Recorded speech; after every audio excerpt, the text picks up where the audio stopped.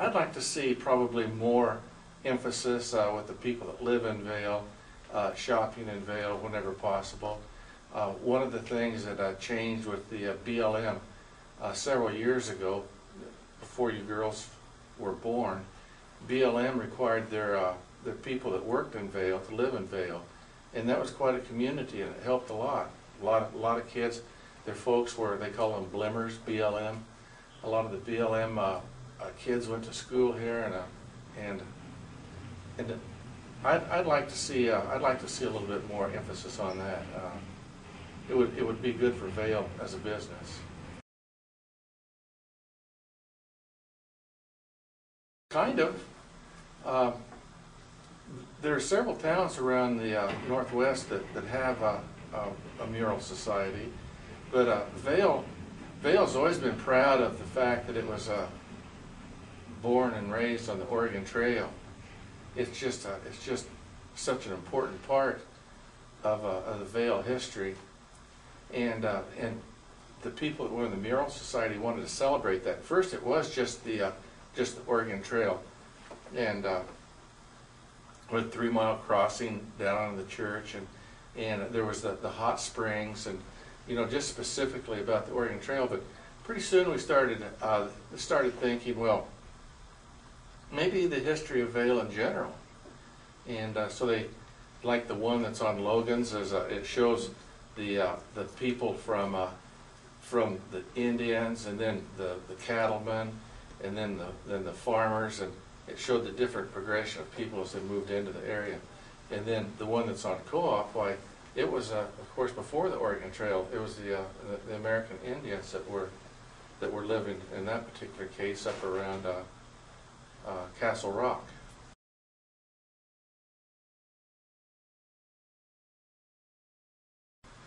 Oh, I don't know. The one I'm in is pretty good. It's been interesting. There's a lot of things about Vail stayed the same, but I don't know. Maybe I see pictures of Vail back in the early days, like in the when the irrigation systems were first coming in. It looked like it was a booming little town, and maybe that would have been an interesting time to be here. I think they were building the city at that time.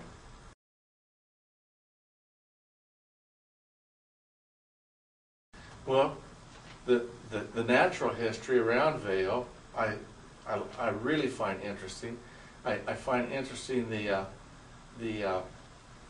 Indian history that is in this area.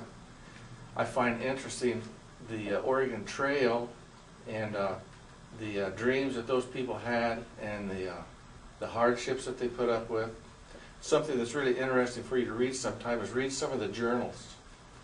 And keep in mind when you're reading these journals that a lot of these people maybe got 8 grades of education, but they're pretty literate.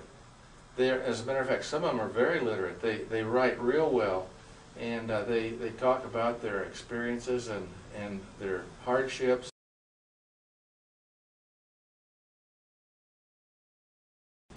Well, not too much. There were several different groups of people that lived in the area prior to white men coming here. The Indians that lived in this area had lived here for thousands of years, and they in season they took fish from the rivers, the sea-run fish, the salmon.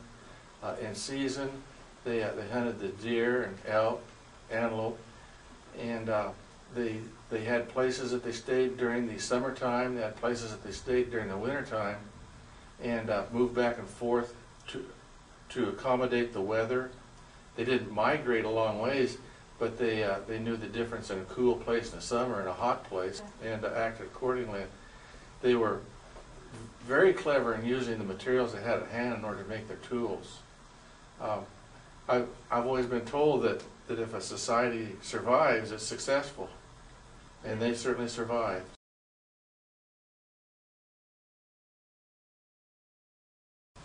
I did. I have stayed in the Vail Hotel when it used to be a hotel when I was a kid.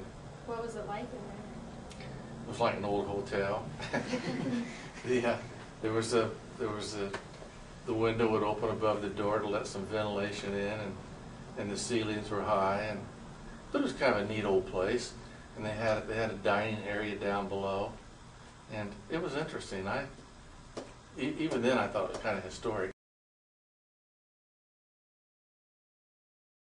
So the Oregon Trail is something that people all over the world know about, and here we are, living within a few yards of where they crossed the river and where they stopped to wash their clothes and refresh. And there were thousands of these people. And by the time they got here, their wagons wore out, their animals wore out. And it was tough.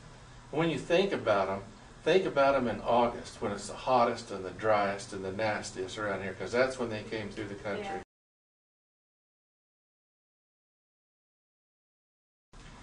Well, Malheur, I know where that comes from. Early, the Hudson Bay trappers that were in this area were French. They spoke French, and they had a cache, or as they say now, cache, of traps and furs, and they had them cached on the river, and they lost them. They were stolen. Of course, this upset the French, and they named the river Bad Hour, Malheur. The word mal, like in a maelstrom or malform, means Yeah. bad, wrong, and this Malheur was a bad hour due to that. But what really attracted most of the people, most of your ancestors that came here in the late 30s and the early 30s, was because they put in the irrigation districts. They put in Owyhee, and then they put in the Vail district, the Warm Springs district, and these districts brought water to all these dry hills, and they could start farming them seriously. And these districts are still the lifeblood of this valley. Yeah. If they would turn those districts off starting that year and start going back to sagebrush.